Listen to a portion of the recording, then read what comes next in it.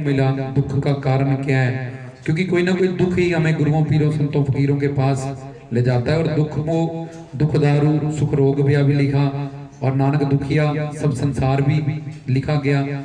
और इससे ये साबित हो गया कि गुरबानी दुर की बानी जो सचखंड से आई कि हर कोई संसार में दुखी है। तो कोई कोई दुख मानता है, कोई कोई दुख मानता है। किसी के पास औलाद नहीं, किसी के पास मान प्रतिष्ठा नहीं, किसी के पास कोई और दुख है, किसी के घर पे बनती नहीं, किसी को संसार में इज्जत मान नहीं मिला, किसी को अच्छी पत्नी नहीं, किसी को पति, किसी को कह लो किसी को अपने बच्चों से तंग है। तो हर कोई किसी ना किसी जगह पे इस संसार में हर कोई दुखी ही दुखी है। तो जितने भी दुख हैं संसार के, लखदाता जी, पौना हरि जी, धन गुरु बाबा नानक जी, पीर फकीर संत वालिए हमें क्या समझाते हैं। तो ये दुख इसको समझेंगे कि जितने भी दुख हैं पूरे संसार में, ये 3 दुखों के अंदर आते हैं। आद देविक, आद भौतिक, अध्यात्मिक। आद भौतिक दुख होता है जो हमें दूसरों की वजह से मिलता है, और संतों महात्मा को इसको तत्ती तवियों पे बिठाना, किसी को चरखड़े पे चढ़ाना, किसी को संसार में कोई इल्जाम, गुरु पीर साधु संत फकीर आए, किसी पे कोई इल्जाम लगा दिया, किसी पे कोई लगा दिया, किसी के बच्चों को चिनवा दिया, ईसा मसीह को क्रोस पे चढ़ा दिया, किसी को तत्ती तवी पे बिठा दिया, कृष्ण जी आए उनको बड़ा कुछ बोल दिया, रामचंद्र जी आए उनको बड़ा कुछ बोल दिया। तो ये संसारी, इनकी बुद्धि में 3 गुण रज तम सत और 4 दोष होते हैं। तो इनको सिर्फ संसार का एक्सपीरियंस होता है मानव को। तो गुरुओं पीरों संतों फकीरों पे भी वो वही रूल लगाता है और अपने हिसाब से जज करता है, और गया उनकी गुलामी करने, उनसे कृपा पाने, उनका चेला बन के। तो अपनी मन बुद्धि जब उनके खिलाफ वो चलाता है और उनको समझ नहीं पाता, क्योंकि उनके सारे कर्म, अब गुरु नानक जी ने पंजा लगाया, उनकी शादी भी हुई सुलखनी से, बच्चे भी, पर शरीर था ही नहीं, एंड में मिला ही नहीं। गुरु गोविंद सिंह जी का, कबीर जी का, बड़े बड़े संतों महात्माओं का कहाँ था। तो वो शरीर की तरह दिखते रहे थे जोत।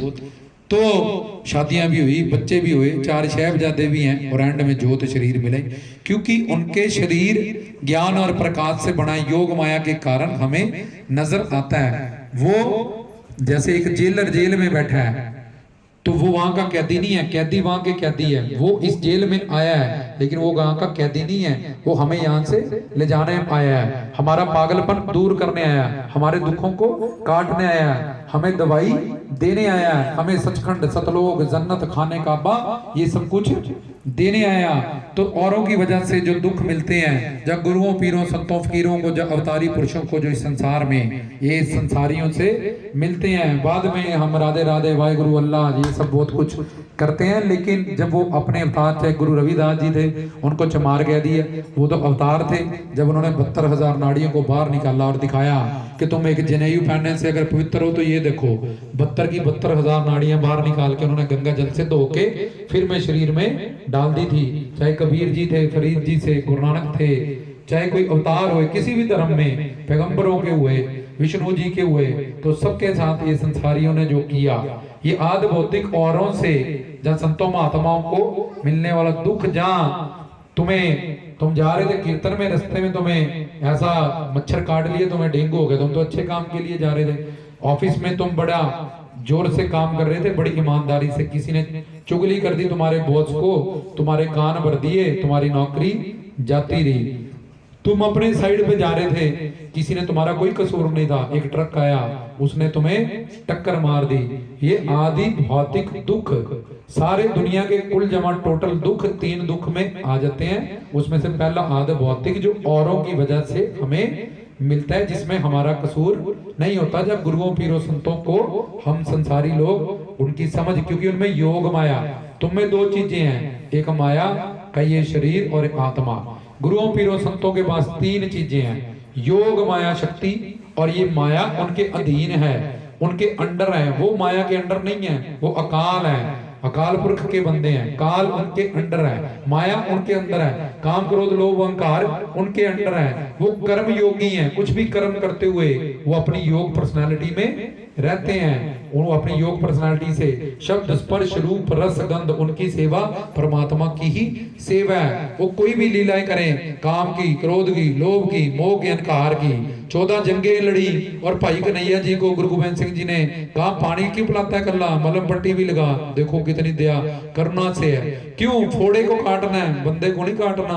अधर्म जो फैलाने वाला, अधर्म को काटना है। अधर्मी तो हर कोई है, हर कोई भटका हुआ है अपने मार्ग से। इसलिए ऐसी करुणा, ऐसी दया गुरुओं पीरों संतों फकीरों में होती है। इसलिए कई वो जंग भी करते हैं, कई वो क्रोध की लीलाएं करते हैं, कई वो काम की लीलाएं करते हैं, कई वो हर चीज की लीलाएं अवतारी पुरुष काम क्रोध लोभ अहंकार की, पर वो अपनी योग पर्सनालिटी में ही रहते हैं। तो इसलिए जो ये लीला है वो कर्म योगी हैं। और औरों से मिलने वाला जो दुख है इसको आदि भौतिक ताप कहते हैं। आदि भौतिक दुख जहां गुरुओं पीरों संतों फकीरों को जो देते हैं। अगला आध्यात्मिक, इसमें दो आते हैं, काम क्रोध लोभ अहंकार, ये 5 विकारों का दुख जो तुम्हें मिल रहा है। क्योंकि हर चीज से तुमने कामना बनाई, अगर कामना पूरी हुई तो तुम्हें उस चीज का लालच होगा। 2000 हो, 10 आ जाए, 20 आ जाए, 50 आ जाए, 1 लाख आ जाए, तो कहां तक जाते जाओगे? जितना तुम्हें मिलता जाएगा, भुख्या भूखना उतरी बना पुरियां बार। रावण, इंद्र, कुबेर, ये बड़े बड़े जो बैठे हैं स्वर्ग के देवता तक, इनको भी तृप्ति नहीं है। रावण को भी नहीं हुई, 100 पुत्र थे उसके, सोने की लंका दे। तो जब कामना बनाई तो कामना पूरी हुई तो क्या होता है? लालच हो जाता है।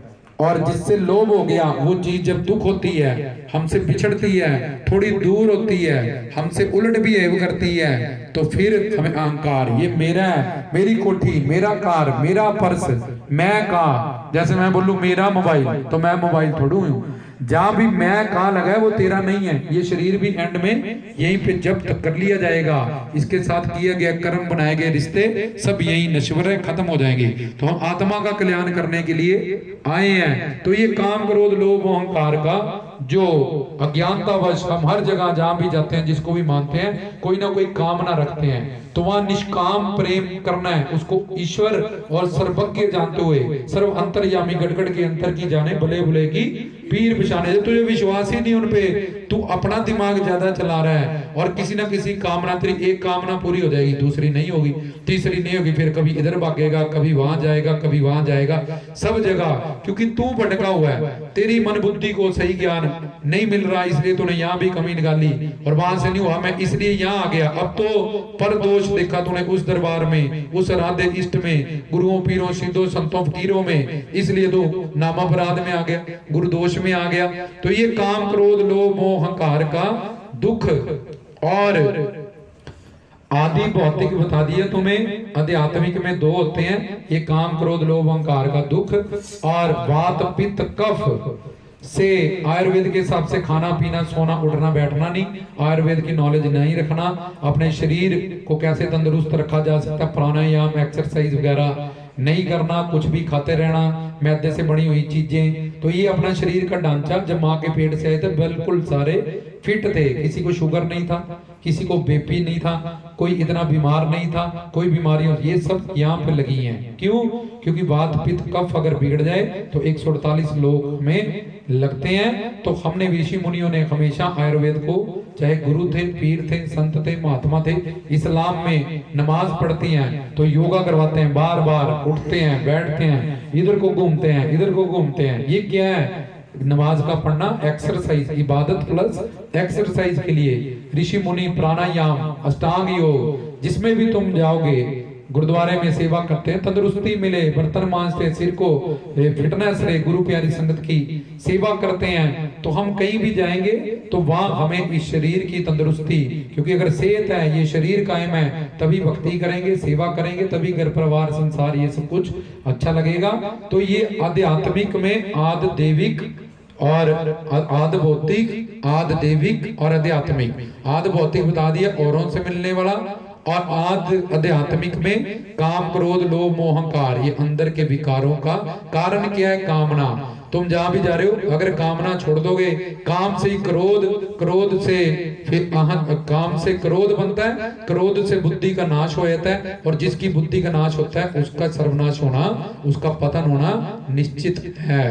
तो जो दूसरी तरफ कामना पूरी होगी, लखदाता जी ने ये दे दिया, बाबा जी ने ये दे दिया, वो अब और लालच हो गया, अगली कामना तैयार होगी, अगली कामना तैयार होगी, अगली काम, तो सारी तो तेरी, क्योंकि तेरा प्रारब्ध उन्होंने तो लंगर लगा रखा है। तेरे कर्म जब बुरे होंगे, जब तेरा ग्राफ डाउन होगा, अगर मटर पनीर का लंगर भी लगा होगा, तो अगर तेरा लीवर खराब है, तो तेरे को लूज मोशन लगेंगे खा के, इसलिए तू नहीं खाएगा, पचाएगा। इसलिए उसी दरबारों में, उसी संतों फकीरों महात्माओं के पास हम जाके, क्योंकि हमारा प्रारब्ध बदल गया। आज बड़ा हमारा अच्छा प्रारब्ध था, पुण्य का टाइम था, बड़ी श्रद्धा से न्याज बन रही थी, देग बन रही थी, चौकियां बन रहे थे, आराधना भक्ति कर रहे थे। आज प्रारब्ध बदल गए। वो दरबार तो वैसे ही, शक्ति भी वैसी ही है, कृपा भी वैसे ही है, लेकिन तुम्हारा प्रारब्ध बदल गया। जाकी रही भावना जैसी, प्रभु मूर्ति देखी तिन तैसी। वही पे तुम्हें अंधविश्वास लगा, वही तुम डोलने लगे। क्यों? क्योंकि तुम ये तो समझ नहीं पाए कि ये हमारा प्रारब्ध बदला है, और बदले प्रारब्ध का यही नतीजा है कि वो हमें यहाँ से तोड़ेगा, हमें डाला डोल करेगा, ताकि हमें पूरी तरह से सजा मिले और हमें अपने कर्मों का दंड भोगना पड़े, और हम उन संतों से, सदगुरुओं से, ईश्वर अल्लाह से दूर हो गए, इसका अलग दंड हमें मिलेगा। तो आद भौतिक में बता दिया था औरों से मिलते, आद दैविक में काम क्रोध लोभ अहंकार का ये दुख, कामना पूरी हुई तो लोभ, जिससे लोभ हुआ उससे मोह, और जहां मोह हुआ वह अहंकार। दूसरी तरफ कामना नहीं पूरी हुई तो क्रोध आएगा। सेवा सिमरन भक्ति से अपना प्रारब्ध, अपने पुण्य, अपनी किस्मत उजागर होती है, बदलती है, और क्रोध के आते ही अपनी सेवा, चौकियां, न्याजें, देग क्रोध अग्नि में जल के सारी मिट जाती है, और हमारा प्रारब्ध और डाउन हो जाता है। तो काम क्रोध लोभ अहंकार का दुख और आयुर्वेद से मिलने वाला दुख बिगड़ने से जो हमें बाद में, इसमें दो होते हैं प्रारब्ध जन कि जो तुम्हारे कर्मों की वजह, बचपन से पोलियो था, बचपन से आंखें नहीं थी, बचपन से ये बीमारी थी, हेरिडेटरी से ये बीमारी हुई, बाप को थी तो बच्चे को भी होगी शुगर, ये अभी तो उसने कोई कर्म ही नहीं किया, अभी तो आया है, उसको पोलियो क्यों? क्योंकि वो भी सब कर्मों का नतीजा है। तो आद भौतिक में ये दूसरों से मिला, आध्यात्मिक में काम क्रोध लोभ अहंकार का दुख, और जो तुम्हें बताया गया अंदर के विकारों का दुख, और बाहर आयुर्वेद जो तुम्हें उसका बिगड़ने से। तीसरा आदि देविक, जो ठंड आ गई बहुत, गर्मी आ गई बहुत, लू आ गई, फ्लड आ गए, बाढ़ आ गई, सुनामी आ गई, इसको कहते हैं आद देविक। महावारियां आ गई, जैसे अब ये कोरोना आ गई, फिर पहले कोई डेंगू आ गया, ये महावारियों का दुख, ये भी आद वैदिक दुख है। तो ये तीनों दुखों का जो कारण है वो तुम्हारे अपने ही कर्म है। कर्मों आपो अपनी के नेड़े, इसके लिए हम ईश्वर अल्लाह खुदा को नहीं खोज सकते, क्योंकि अब ये तुमने तीन तरह के दुख जिसके अंदर ओवरऑल सारे दुख आते हैं समझ लिया। अब ये दुख और तुम्हारे अनंत जन्म के पाप पुण्य, जो तुम्हारे तीन शरीर होते हैं, कितने शरीर होते हैं? आदि स्थूल शरीर जो तुम बाहर देख रहे हो 5 महाभूतों से बना है, और अंदर सूक्ष्म शरीर, जब तुम सपने में सो जाते हो तो बिस्तर पे तुम्हारा शरीर पड़ा है, लेकिन उसमें तुम इंग्लैंड घूम रहे हो, कनाडा घूम रहे हो, बड़ी मौज कर रहे हो, भूत ने पकड़ दिया तुम्हें, डर जाते हो, कोठे से गिर के हाय एकदम से डर के उड़ जाते हो। अब अगर तुम्हारे पास एक ही शरीर है, तुम तो सोए पड़े हो, शरीर तो तुम्हारा बिस्तर पे, ये कौन है घूम रहा है? देख भी रहे हो, सुन भी रहे हो, फील भी कर रहे हो, महसूस भी कर रहे हो, ये तुम्हारा सूक्ष्म शरीर है। दूसरा शरीर है जो 5 कर्म इंद्रिय, 5 ज्ञान इंद्रिय, 5 प्राण और मन बुद्धि अहंकार, इन 18 तत्वों से बनता है, जो तुम्हें सपनों में घुमाता है। और तीसरा कारण शरीर, तीसरा जो इस संसार की इच्छाएं, वासनाएं, जिसके कारण तुम्हारा यहाँ बार बार जन्म हो रहा है, क्योंकि तुम इस धरती की वासनाएं, इच्छाएं, कामनाएं रखते हो, इसलिए तुम्हें इस धरती पे ही बार 84 लाख योनियों में जन्म लेना पड़ता है। अंडज, ज्वेरज, उद्भव, स्वेदज, इन चारों खानियों से 84 लाख शरीरों को धारण करना पड़ता है। तो ये तुम्हारे जो 3 शरीर है, स्थूल शरीर, सूक्ष्म शरीर और कारण शरीर। तो जो तुम्हारा सूक्ष्म शरीर है, इसमें 5 कोश होते हैं। कितने कोश होते हैं? कोश मतलब जैसे प्याज के ऊपर छिलके हैं, प्याज के ऊपर, उसमें अन्न में कोश जो ये रोटी से बना है, प्राण में कोश जिसमें 72,000 नाड़ियां होती हैं, ईड़ा, पिंगला, सुखमन, सुरती, उसमें चढ़ती है, इस शरीर में नहीं चढ़ेगी। वो सांचे दरबार की। इसलिए शब्द गुरु सुरत तो चेला। सुरत मतलब आत्मा, आत्मा के ज्ञान तक, आत्मा के नाद तक। गुरुमुख नादम गुरुमुख वेदम। कोई भी शब्द तुम्हें सिर्फ आकाश तत्व तक ले जाएगा, उससे आगे नहीं। सचखंड में कोई शब्द नहीं जाएगा, सुरती जाएगी। वो सांचे दरबार की। तो वो आगे सुरती का ज्ञान, पहले शब्द गुरु का, फिर पवन गुरु का, फिर गुरुमुख नादम नाद गुरु का। जिसको ये तीनों ज्ञान मिल जाते हैं वो जपजी से आनंद तक पहुंच जाता है। वो तरीकत मार्फत हकीकत तक पहुंच जाता है। वो मैं ईश्वर की संतान हूँ, वो मेरा पिता है, शिव है, वो सनातन, वो उस तक पहुंच जाता है। तो गुरु के पास हम यही सब ज्ञान पाने जाते हैं। तो दूसरे शरीर में जो 5 कोश हैं उसमें अन्न में, प्राण में, जिसमें सुरती चढ़ती है, सचखंड को जाती है। और तीसरा होता है मन में कोश। क्या होता है? मन में कोश में तुम्हारे जो हजारों अनंत जन्म हो चुके हैं उसके पाप पुण्य को लेके अल्लाह वाहिगुरु खुदा तुम्हारे हृदय में बैठा है। वो सांचे दरबार की। तो उसके हिसाब से तुम्हारी एक सीढ़ी बनाई गई कि इस जन्म में तुम इतना दुख पाओगे, इतना सुख पाओगे। कर्मी आवे कपड़ा। तुम गोरे हो, काले हो, तुम्हें ऐसा घर परिवार मिलेगा, ऐसी पत्नी मिलेगी, ऐसा पति मिलेगा, ऐसी माँ मिलेगी, ऐसे रिश्तेदार मिलेंगे, गरीबी मिलेगी, अमीरी मिलेगी। ये सब कुछ उस मन में, शरीर में जो अनंत जन्म के 3 तरह के तुम्हारे कर्म होते हैं। 3 तरह के संचित कर्म जो तुम्हारे अनंत जन्म हुए, उसका जो हिसाब किताब है पाप पुण्य का। प्रारब्ध कारण उसमें से, जैसे एक पिक्चर पहले लिख दी गई, फिर उसमें हीरो ने काम किया। पिक्चर पहले लिख दी गई कि इस पिक्चर में अमिताभ बच्चन ये रोल करेगा, इस पिक्चर में सन्नी देओल ये रोल करेगा। राम अवतार होगा, रामचंद्र जी ऐसा करेंगे, रावण को मारेंगे। कृष्ण अवतार होगा, ऐसा होगा। गुरु नानक जी अवतार लेके आए, मर्यादा और गुरु पुरुषोत्तम का अवतार लेके मर्यादा का 9 खंड पृथ्वी जाएंगे। ऐसे ही तुम्हारा जन्म होने से पहले या आने से पहले तुम्हारी सीढ़ी तैयार होती है। क्या? उसमें तुम्हारे पाप पुण्य को हिसाब से तुम्हें धरती पे श्वासें दी जाती हैं कि इतने श्वास ये लेगा बंदा धरती पे जाके, उसके बाद इसकी मृत्यु हो जाएगी। उन श्वासों के श्वासां दी माला दे नाल सिमरा मैं पी तेरा नाम के एक एक श्वास तेरे लेखे लग जाए। जो क्रोध करते हैं उनका श्वास तेज चलने लगती है, उनकी आयु कम हो जाती है। 70 में मरना था 60 में मरेगा, 60 में मरना था 50 में मरेगा। क्योंकि क्रोध वक्त ये श्वासों की गति और बीपी छूट हो जाता है। और हमारी भक्ति साधना इन सब चीजों का नाश हो। हमने 10 चौकियां भरी, क्रोध किया 5 गई, 3 गई। इसलिए हमने 70 साल जीना था, क्रोध किया, अहंकार मेरे और बीपी छूट हुआ, सांसें तेज हुई, उतनी जल्दी हमारी मृत्यु होगी। तो इन सब बातों को गुरु पीर साधु संत फकीर जानते हैं और समझाते हैं। तो हमारे 3 कर्म होते हैं। ये किस्मत तो ये पहले ही बन के तुम्हारे पास आई है कि तुमने, अब तुम्हारा बेटा डॉक्टर बन जाएगा, इंजीनियर। अब तुम रिक्शा चलाते हो, लॉटरी लग जाएगी दिवाली पे 1 करोड़ की। ये किससे हुआ? किस्मत से, प्रारब्ध से। उसके पुण्य पीछे उदय हुए। कल तक भीख मांगता था, आज उसके घर में नौकर शक्कर। ये उसकी प्रारब्ध से, पुण्य से एकदम वो अरबपति खरबती बन गया। और एक का दिवाला हो गया, वो बड़ा अमीर था। किसी का जवान बेटा चला गया, किसी को कोई दुख मिला। ये तुम्हारी किस्मत पहले से बनी हुई है, तुम्हें उसमें रोल करना है आके। पर तुम एक अपनी सीढ़ी बना के रहते हो, इतने साल में मैं ऐसा करूंगा, वैसा करूंगा, ये पाऊंगा, वो करूंगा। ये तुम्हारी दिमाग से बनाई हुई सीढ़ी है। लेकिन जीवन वो है जो खुदा अल्लाह वाहिगुरु गॉड ने तुम्हारी सीढ़ी बना के भेजी है। तुम इसमें रोल करोगे। तो इसको किस्मत कहते हैं। इसको क्या कहते हैं?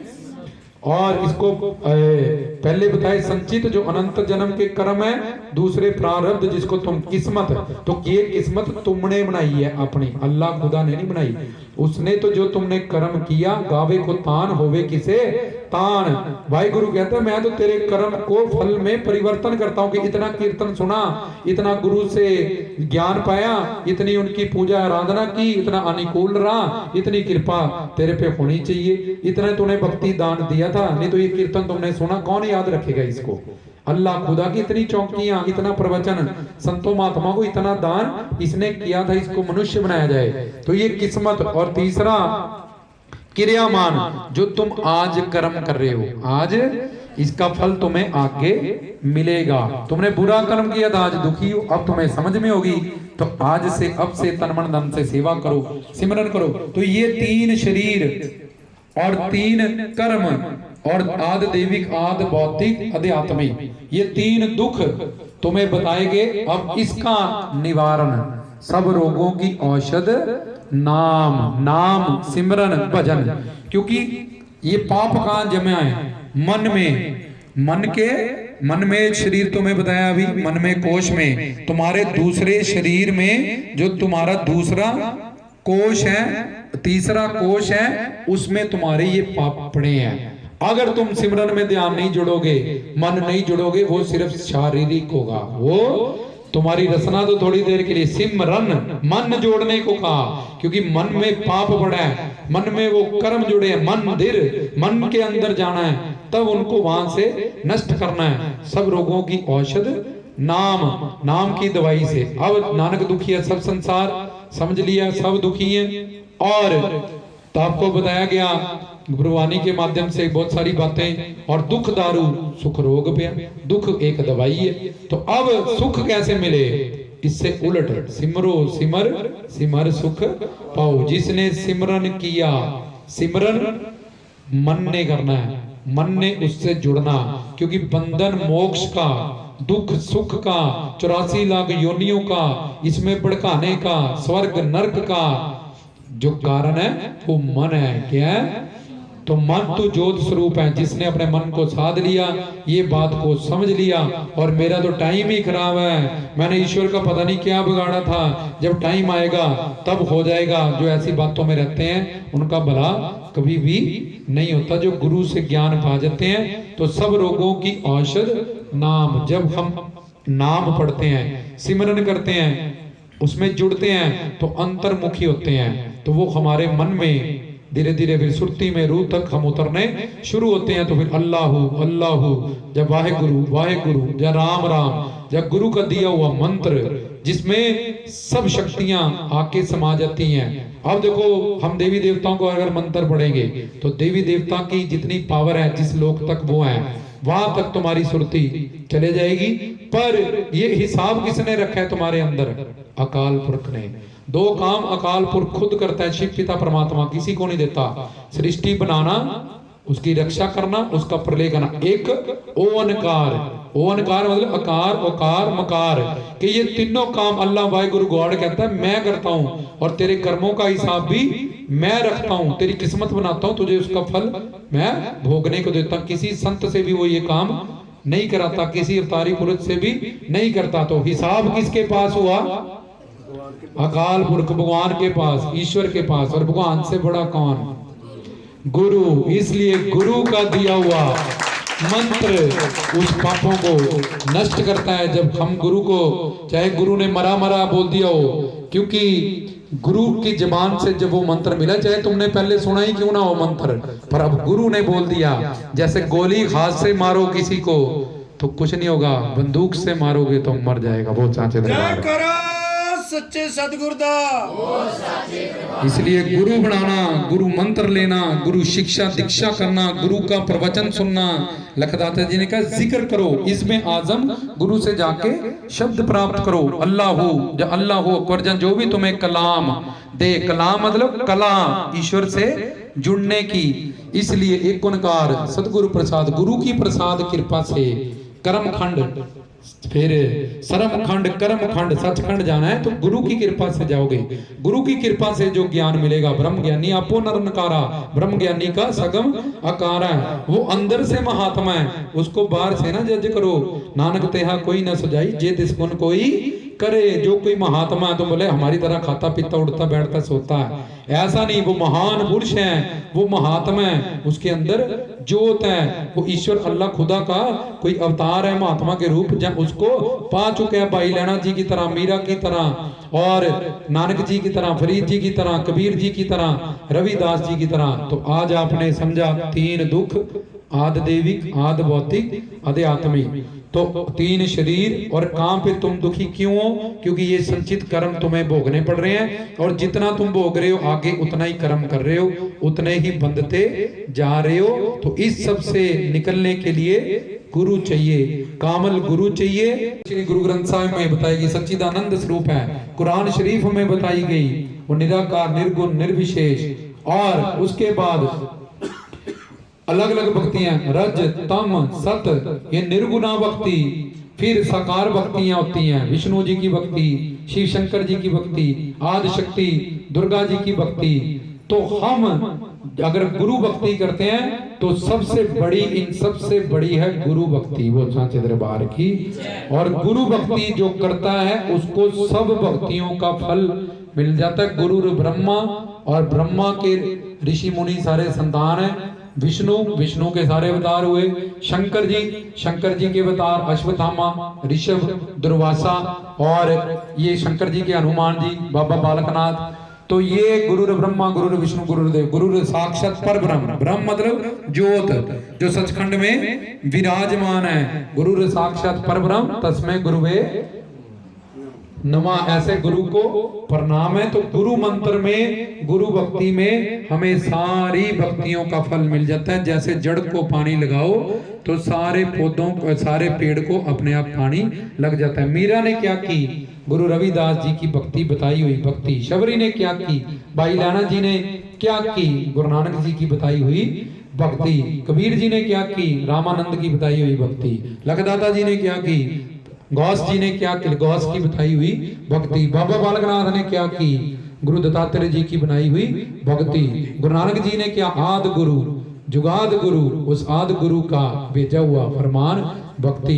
इसलिए गुरु बिना ज्ञान नहीं, किसी दा होवे कल्याण नहीं। गुरु बिना गत नहीं, किसी को मिले मत। पीरो मुर्शिद कहते हैं, पीर कहते हैं मेरे में और गुरु में कोई फर्क नहीं है, मेरा ही रूप है वो, मेरे को ही समझ। ओम तत्त सत गीता कहती है, तत्वदर्शी और मेरे में कोई फर्क नहीं है। रामकृष्ण कहते हैं ये ब्रह्म ज्ञानी आपो नर नकारा, ब्रह्म ज्ञानी का सगम कारा, ब्रह्म ज्ञानी को खोजे महेश्वर, ब्रह्म ज्ञानी आपो परमेश्वर के। ब्रह्म ज्ञानी में और उस निरंकार ईश्वर परमेश्वर में कोई फर्क नहीं। उसको मेरा ही रूप जान, वो मैं ही हूँ, उसके रूप में आया हूँ। और तो उनपे, उनको समझता नहीं, जानता नहीं, तन मन धन से सेवा नहीं करता, और मेरे पास क्या लेने हैं। वो सांचे दरबार की है, कारा सच्चे सतगुरु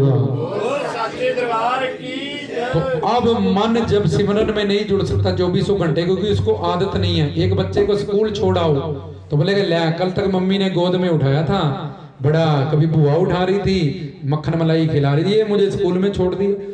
वो भागता है वहां से, रोता है वहां पे, और टीचर डांटता है। ओ बच्चा बड़ा हो गया और स्कूल जाता जा रहा है। तो अब जब उसको पढ़ाई की वैल्यू का पता चला, पढ़ाई की, तब वो बोलता है मम्मी जल्दी टिफिन दो, मेरी बस आ गई है, रहने दो, मैं नहीं खाना, मेरा लेक्चर पीरियड मिस हो जाएगा। वो सांचे दरबार।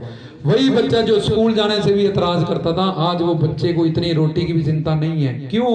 क्योंकि उसने समझ लिया, जान लिया कि पढ़ाई की वैल्यू क्या है। मैं अनपढ़ रह जाऊंगा, भूखा मरूंगा, लोगों के में बेइज्जती होगी कि मैं पढ़ा नहीं हूं। उसने पढ़ाई की वैल्यू को जान लिया। ऐसे ही जो गुरु मंत्र, गुरु की वैल्यू, भक्ति, सेवा, सिमरन की वैल्यू को जान लेते हैं, वो सुबह ही अपना काम काज सारा करके रखते हैं कि शाम को इतने से इतने प्रवचन है, कीर्तन है, वो फलाने संत महात्मा वहां पे आएंगे। ये पाप धोने का डायरेक्ट जो तरीका है, काम है, इतना सिमरन नहीं कर पाता, इतनी सेवा, तो हरजी बसे साध की रसना, ये तो डायरेक्ट उनका प्रवचन एक एक हमारे अंदर के पापों को, अंधकार को नष्ट करेगा, हमें ज्ञान मिलेगा। तो फिर वो सत्संगी होने लगता है, फिर वो गुरुमुख होने लगता है, वो कीर्तन भजन इसकी इंपॉर्टेंस को समझ लेता है, जान लेता है। इसलिए गुरु भक्ति सुप्रीम भक्ति है, सबसे बड़ी भक्ति है। जो गुरु भक्ति करते हैं उनको सब भक्तियों का फल मिल जाता है। अल्लाह वाहे गुरु गॉड परमात्मा सब ग्रंथों ने गुरु की ही उस्तद दिखाई। आदि गुरु नमः, जुगाद गुरु नमः, सतगुरु नमः, श्री गुरुदेव नमः। को चाहे गुरु ब्रह्मा, गुरु विष्णु, गुरु गूंगे, गुरु बावरे, गुरु करिए दास को चाहे ते जे गुरु मारे लकड़ी बांध खलोइए हाथ, जे गुरु पे जे नरक। ओम परम तत्वाय नारायण गुरुभ्यो नमः। ध्यान मूलम गुरु मूर्तिम पूजा मूलम, ये सारे श्लोक गुरु के हैं और गुरु के बाद पूर्ण गुरु के हैं। ये फिर हम अगले रब्बी उपदेश प्रवचनों में बताएंगे। सारे जाने ऐसे ही कीर्तन में अगला कीर्तन सन्नी निकले 1018 ए ब्लॉक में मंगलवार को होगा, वो सांचे दरबार की। तो ऐसे सुनते जाओ, ये YouTube पे इसकी रिकॉर्डिंग सारी आएगी। तुम वहाँ भी जो तुम्हें समझ नहीं आता, किसी भी आराध्य इष्ट के बारे में कुछ भी जानना चाहो तुम पूछ सकते हो, जान सकते हो। अब एक दो भजन और गाएंगे क्योंकि लगता था पौना हरि जी की गद्दी बिल्कुल सांझी है और कलयुग में अवतारी हैं ये सारे। तुम्हारा कल्याण हो जाए इसलिए भजन सिमरन, अगर शांति चाहिए, सुकून चाहिए, आनंद चाहिए तो सिमरन सब रोगों की औषध नाम। सिर्फ एक भगवान के नाम में भगवान बैठा है। कोई लूला लंगड़ा हो, अंधा हो, बोले मैं कैसे आऊं, मैं कैसे देखूं गुरु ग्रंथ साहब को, कैसे देखूं मैं कानों से सुन नहीं सकता, बोल नहीं सकता। इसलिए परमात्मा ने बहुत बड़ी कृपा की कि बोले इतने इतने बड़े तीर्थ मंदिर मस्जिद गुरुद्वारों की भी आने की, वहां से शिक्षा प्राप्त करो कि मैं अपने नाम में बैठा हूं। मिला जिसने भी खोजा नाम में विश्वास से, जे प्रभु को मिल बोझ है खोज शब्द में ले। उसने जिस भी शब्द में, राम में, अल्लाह में, वाहिगुरु, गॉड में, जैसे अपने घर वालों को बुलाते हो ए पम्मी, और जब कोई भी नाम हो ए ऋतु, तो घर पे होगी आवाज दे देगी, नहीं तो नहीं देगी। लेकिन खुदा अल्लाह वाहिगुरु गॉड, उसने इतनी कृपा की जीभ पे कि कल को ये बोलेगा मुझे पोलियो है, मेरे पास पैसे नहीं थे, मैं दान नहीं कर पाया, मैं सुखमनी साहब का पाठ नहीं करा पाया, मैं रामायण नहीं पढ़ा पाया, मेरे पास इंद्रियां नहीं, इसलिए उसने इतना सब कुछ कृपा कर दी कि राम से बड़ा राम का नाम। तो मैं अपने नाम में बैठा हूं, जो मर्जी सिमरन करे और मुझे पाए और अपने दुख कटाए। बहुत सांचे दरबार की।